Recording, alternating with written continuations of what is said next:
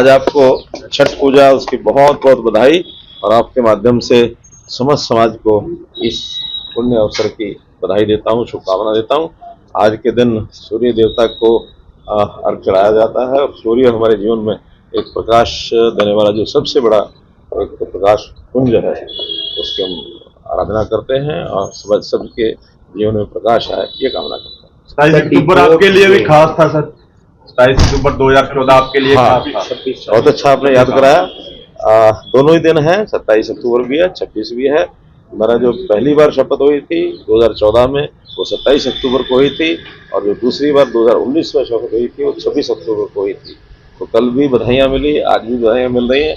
इस अवसर पर भी मैं पूरे हरियाणा के जनता जनार्दन को नतमस्तक होता हूँ और उनकी सराहना करता हूँ कि उन्होंने लगातार 15 साल से 12 साल से और तीसरी बार भारतीय जनता पार्टी की सरकार बनाई है और हम जनता के सुख के लिए भारतीय जनता पार्टी की सरकार निरंतर काम करती रही है, आगे भी निरंतर करती रहेगी। तमाम भारतीयों को डिपोर्ट किया है जिसमें से 50 हरियाणा के हैं युवा और जंजीरों में एक बार फिर से भेजा है सर, जो टंकी के देखिए आप लोग इसको अदरवाइज न लेना, मुझे ध्यान में है। मैंने जब अपनी यात्राएं की थी चुनाव के दिनों में, उस समय भी मैंने कहा था कि ये जो रूट टंकी रूट है ये युवकों के लिए भी ठीक नहीं है, परिवारों के लिए भी ठीक नहीं है।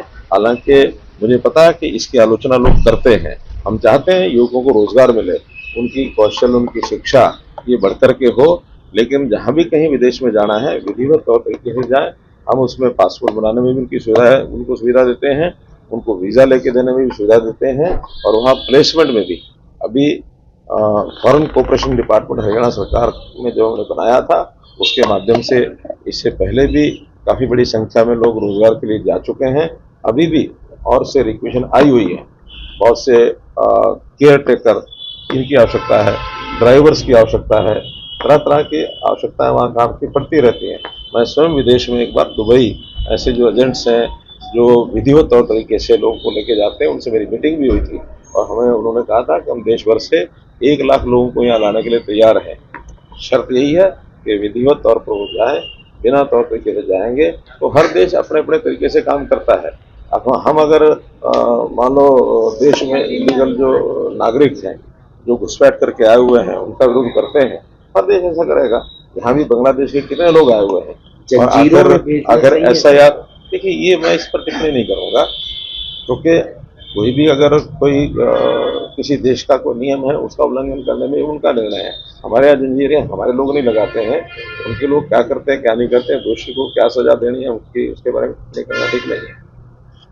सर धान को लेकर लगातार किसान परेशान चल रहे हैं और कई तरह के धान घोटाले हो चुके हैं, हर साल ही होता है। अब की बार तो बहुत ज्यादा किसान परेशान। ये बात ठीक है कि इस बार वर्षा देर तक आई है और जब देर तक वर्षा हुई है तो धान की जो मॉइस्चर वो ज्यादा थी और ज्यादा मॉइस्चर का धान कोई भी आड़ती भी नहीं लेगा, कोई मिल मालिक भी नहीं लेगा और बिकना भी नहीं चाहिए। उसका कारण है कि अगर मॉइस्चर का धान जाएगा तो वो पैकिंग के समय या उसकी जब भी उसकी मिलिंग की जाएगी तो उस मॉइस्चर के साथ धान खराब भी होता है। खराब होगा तो ये नुकसान देश का नुकसान है, किसी के भी काम नहीं आएगा।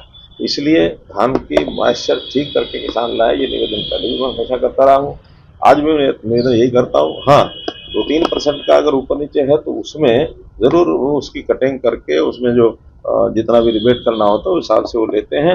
वो एक फार्मूला सेट है, 1% धान की मॉइस्चर अगर ज़्यादा होगी तो 25 रुपये क्विंटल उसका वो काटते हैं, ये नियम बना हुआ है। इसमें भी 2 या 3%, अगर 17% से 25% मॉइस्चर होगा तो वो कहीं भी उसका कोई लाभ नहीं है, वो तो पानी बेचने वाली बात है। इसलिए मैं किसानों से भी निवेदन करता हूँ, मंडी के लोगों से भी निवेदन करता हूँ, आड़तियों से भी करता हूँ, मिलर से भी करता हूँ कि जो पैरामीटर्स हैं उसमें जितनी छूट है उसके हिसाब से काम करें, उससे ज़्यादा नहीं।